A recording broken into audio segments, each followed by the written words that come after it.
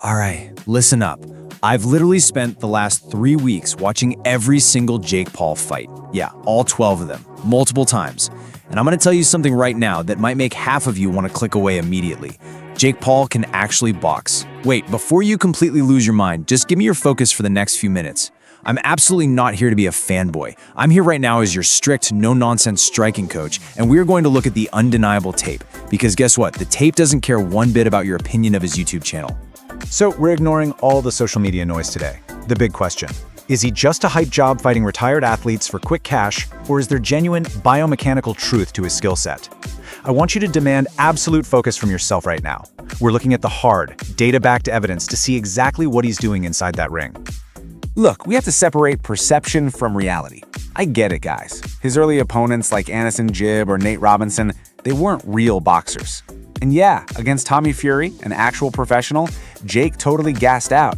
His technique completely degraded under fatigue, and it resulted in a split decision loss. That is a very real flaw, but if you stop analyzing there, you miss the evolution. Contrast that exact fight with his 10-round bout against former world title holder Chavez Jr. In that fight, Paul showed a super steady work rate, disciplined conditioning, and strategic guard changes to adapt to a veteran. The data shows clear, scientific improvements. And hey, we aren't the only ones seeing this. Legendary trainer Teddy Atlas, the absolute icon who trained Mike Tyson, literally said this about Paul. Atlas highlighted Paul's legitimate punching power, his ability to set up traps, and the fact that he actually brought in a real coaching team to respect the craft. This isn't just a game to him anymore. So consider this explainer a serious athletic masterclass. Class is officially in session. Pillar 1, the science of the power jab. Let's get into it. Paul actually modeled his lead hand after absolute legends like Vladimir Klitschko and Oscar de la Hoya. Notice the textbook execution happening here. Step 1, he pumps that lead shoulder. This is exactly how you disguise your intent and create hesitation in your opponent's mind. Step 2, he fires the jab high, forcing the opponent's guard up. Then, step 3, this is where the magic happens. Just like he did against Chavez Jr., he drops levels and drives a heavy right cross straight into the body. Mixing high jabs with low crosses is a repeating pattern you see across his fights. He's chaining these movements perfectly to dictate the pace. But how does that punch actually hurt?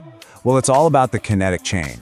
A real punch isn't thrown with the arm, guys. It's thrown with the ground. You've got to understand the scientific mechanism of force generation here. The energy starts at your back foot, pushing off the canvas, travels right up through the explosive rotation of your pelvis, locks tightly through your core, and finally snaps out through your fist. Relying on this full kinetic chain, rather than just throwing arm punches, is the absolute scientific secret to maintaining your stamina into the late rounds. Now, if you want to build this strike in your own training, pay close attention. Strengthening your anterior deltoids, your core, and your lats is absolutely vital for your endurance in the ring. This is exactly what keeps your arms from dropping in round 8. Safety first though, never ever hyperextend your elbow on the jab or you're gonna tear a ligament for sure. Keep your chin permanently tucked behind that lead shoulder for protection and breathe. You need to exhale sharply on extension. This braces your core, increases your neural control, and maximizes that kinetic force. Pillar 2, ring geometry and spatial control. Now that we have the weapon, let's look at the battlefield. This right here is an advanced skill that most amateurs literally never grasp. If we compare Paul to a classic heavyweight champion like Mike Tyson, Tyson relied on explosive forward pressure, tight angles, and peekaboo balance to corner opponents. Jake Paul, he relies on pendulum steps and lateral circling. He uses his size and a much wider stance to dictate the space.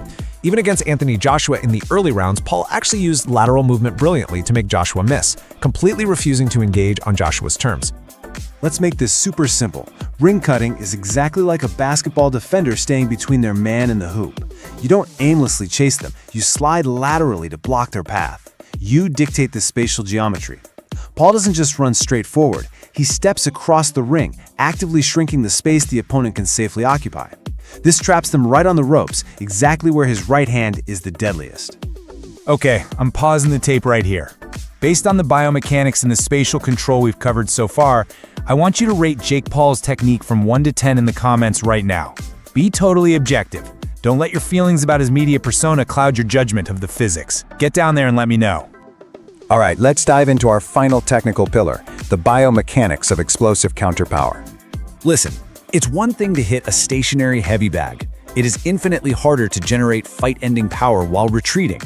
Let's break down the Nate Robinson knockout frame by frame.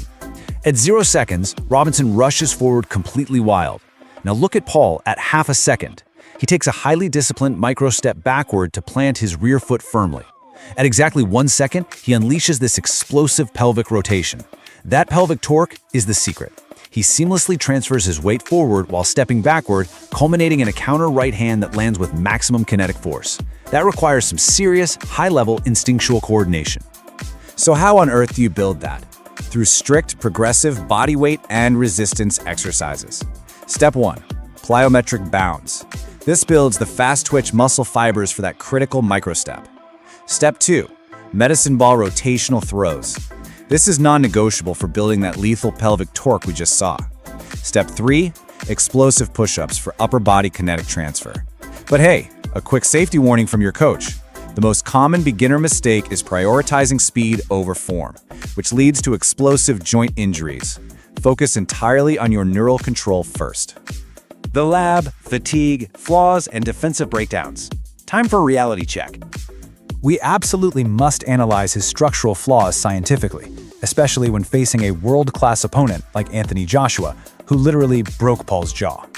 Under the crushing physiological impact of late-round fatigue, Paul's technique degrades terribly. His chin ends up pointing up in the air, his hands drop lazily down to his waist, exposing his arms and head to severe injury, and he completely loses his base balance trying to overexert himself. Compare that to elite professional standards, the chin is permanently tucked, hands are glued to the eyebrows, and there's a rapid balanced reset after every single punch. When Paul gets tired, he completely abandons his base. This is exactly where the mental game supersedes the physical. When you're doing heavy sets or just trying to survive round 8, you need mental techniques to maintain focus. You must control your breathing cadence to artificially lower your heart rate. You've got to visualize form over force. Do not overswing when you're exhausted. Consciously tell your brain to brace your core to keep your balance, and violently force your hands to stay glued to your active guard. When you're exhausted, your form is literally your only shield against a knockout. And guess what? You can't maintain that form if your muscles are completely destroyed. Surviving in the ring requires elite muscle recovery science, lactic acid management, and real pain reduction. 45% of your recovery is high-quality sleep. 30% is strict nutrition and hydration. You absolutely must incorporate deep tissue massage and active stretching to clear the fascia and accelerate muscle healing. If you ignore this hard science, your body is going to betray you under those bright lights. The ultimate boxing verdict. Let's wrap this up and map out your progression. If you want to train like a professional and ground your own ceiling in reality, your weekly schedule has to be properly scaled. You cycle from moderate footwork control on Monday to high-intensity explosive power on Tuesday. Wednesday, that is mandatory low-intensity stretching for recovery. You cannot skip proper warm-ups, and you definitely cannot skip your scheduled weekend rest for sleep and nutrition. Progressing from a beginner to a pro is all about consistency and building that neural control, not just throwing hard punches until you get injured. So, we've seen the tape. He has legitimate spatial geometry, heavy counterpower mechanics, and a genuinely stinging jab even if his gas tank and late-round guard fall apart against elite world champions. So I have one final, unapologetic question for you.